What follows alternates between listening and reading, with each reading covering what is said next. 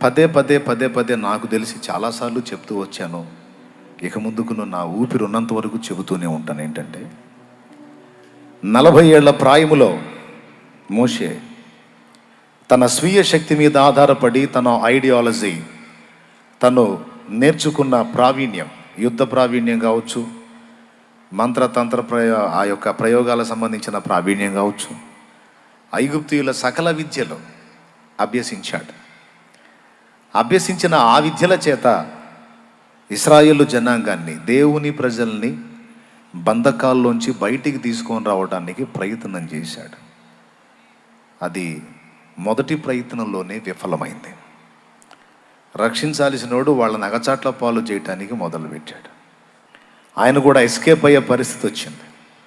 ఎందుకంటే ప్రజల్ని సాతాను బంధకాల్లోంచి బయటికి తీసుకొని రావడానికి మనుషుల యొక్క ఆలోచన విధానం, మనుష్య శక్తి, మనుష్య జ్ఞానం, మనుషుని యొక్క ప్రయోగాలు, ఐడియాలజీ పనికిరాదు.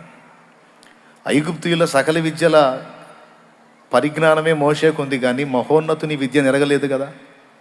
స్తోత్రం. మహోన్నతుని విద్యను ఎరగనటువంటి వ్యక్తి మరి బయటికి ఎట్లా తీసుకొస్తాడండి బంధకాల్లో ఉన్నోళ్ళని?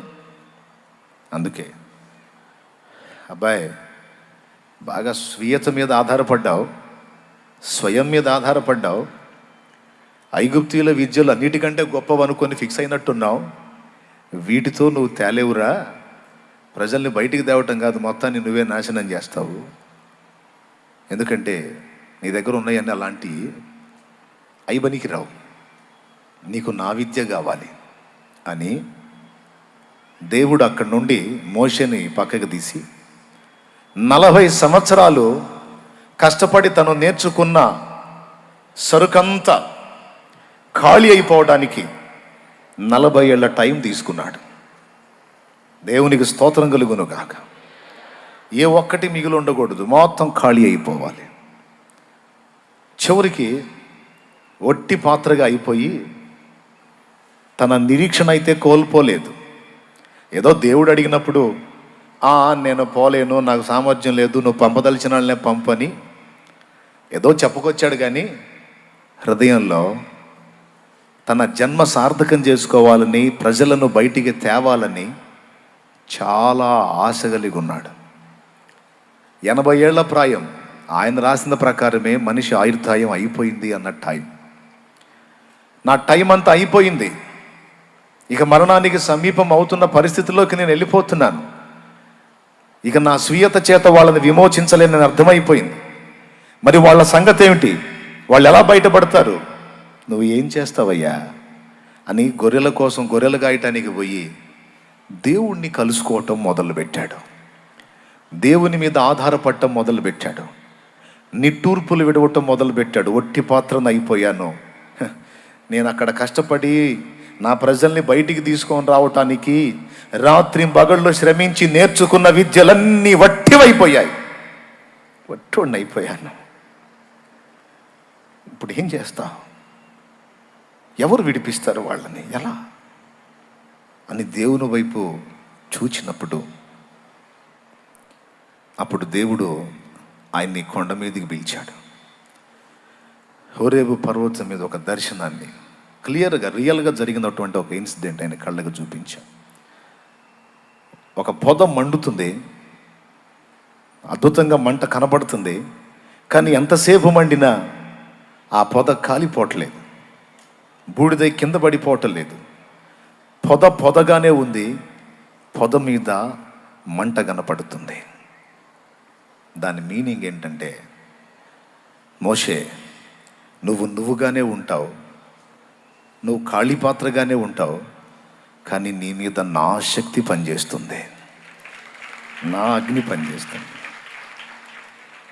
రా, ఈ దర్శనం చూడు, నీకు కర్తవ్యం బోధిస్తారా అని అరణ్యపు అనుభవంలో మోషేని కలుసుకున్నాడు. తనకు కర్తవ్యాన్ని బోధించి కార్యోన్ముఖుని గావించి వెనకడుగు వేయటానికి వీలు లేకుండా దేవుని ప్రభావం ఏంటో చూపించి వెన్ను తట్టి ముందుకు వదిలితే ఐగుప్తు రాజుని గడగడ వణికించి బోర ఊది ప్రజల్ని బయటికి తీసుకొచ్చాడు. ఎప్పుడు జరిగింది అది?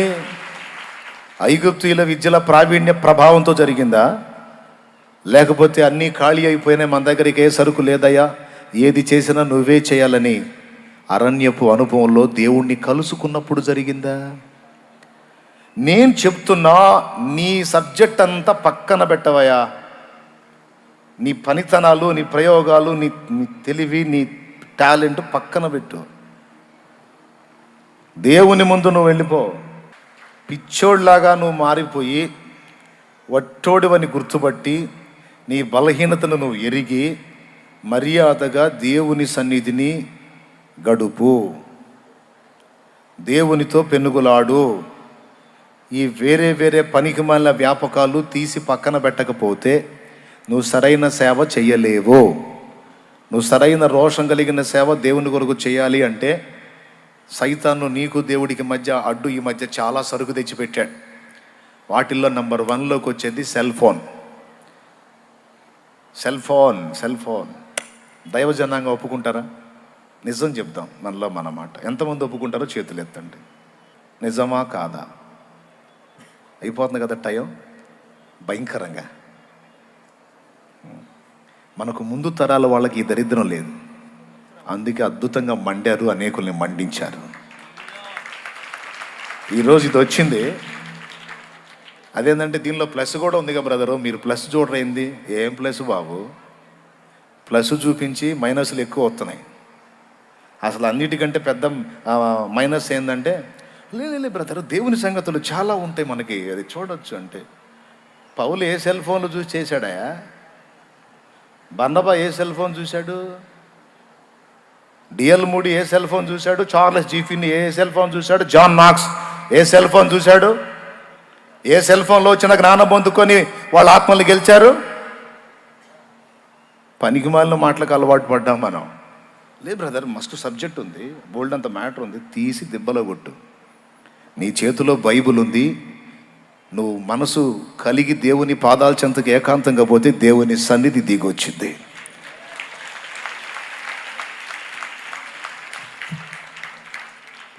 ఈ చెప్పే సంగతులు దయచేసి సీరియస్గా తీసుకుంటే నా బాధంతా ఏం లేదండి. మత ఉన్మాదం పెరిగిపోయి సువార్త విస్తరణ కొరకు ఆటంకాలు ఏర్పడుతున్నాయి. సువార్త వ్యాప్తికి ఆటంకాలు ఏర్పడుతున్నాయి కనుక అందరూ కళ్ళు తెరవాలి, రోషం తెచ్చుకొని నా సంఘం పెరగాలి, పెద్దది కావాలన్న దృష్టి కాదు.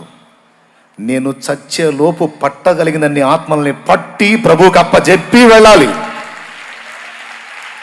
ఈ ఛాలెంజ్ మైండ్లోకి తీసుకుంటారని మొత్తుకుంటున్నాను నేనంటే. అది దేవుడు మనకు సహాయం చేయను గాక. ఎక్కడుంది? సెల్ ఫోన్లో ఉందా? లేకపోతే నలుగురు సేవకులు కూర్చొని డిస్కషన్లో ఉందా? మరి ఎక్కడుంది? ఎవరికి వాళ్ళు వ్యక్తిగతంగా దేవునితో కలుసుకుని ఎంత ఎక్కువ కలుస్తాడో, ఎంత ఎక్కువగా దేవునితో ఐక్యపరచబడతాడో అంత ప్రభావంతో నింపబడతాడు. ఒక చిన్న లాజిక్. అయస్కాంతం తెలుసుగా మీకు, చిన్నపిల్లలు ఆడుకుంటారు అయస్కాంతం. అయస్కాంతపు శక్తి అంటే మ్యాగ్నెట్. నల్లగా అంత ఉంటుంది కదా.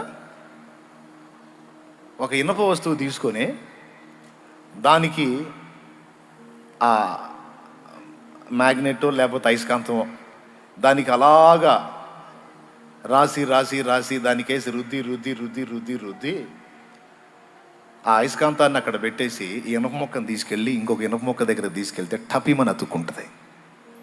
అతుక్కుంటుందా? అతుక్కోదా? లోకంలోని వ్యక్తులు నీతో ఐక్యపరచబడి నీతో కలిసి దేవుని సేవించాలంటే అయస్కాంతపు శక్తి యేసయ్య దగ్గర ఉంది. ఆయనతో గలవాలి. ఎంతగా నువ్వు ఆయనతో ఐక్యపరచబడతావో ఆ మ్యాగ్నెటిక్ పవర్ అనేది నీలోకి వచ్చేస్తుంది.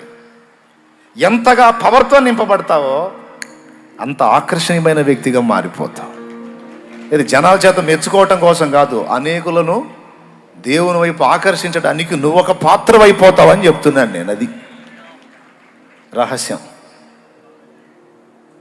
అందరూ దయచేసి ఈ విషయాన్ని గుర్తుపట్టి కనీసం ఇక నుంచి అన్నా ఆ పనికిమాలిన వ్యాపకాలు పక్కన పెట్టి కాస్త భక్తి జీవితంలో తిరిగి పునరుద్ధరించబడతారని ఆరాటపడుతున్నా. అన్నయ్యోళ్ళే కాదు, నేనే కాదు, మీరు కూడా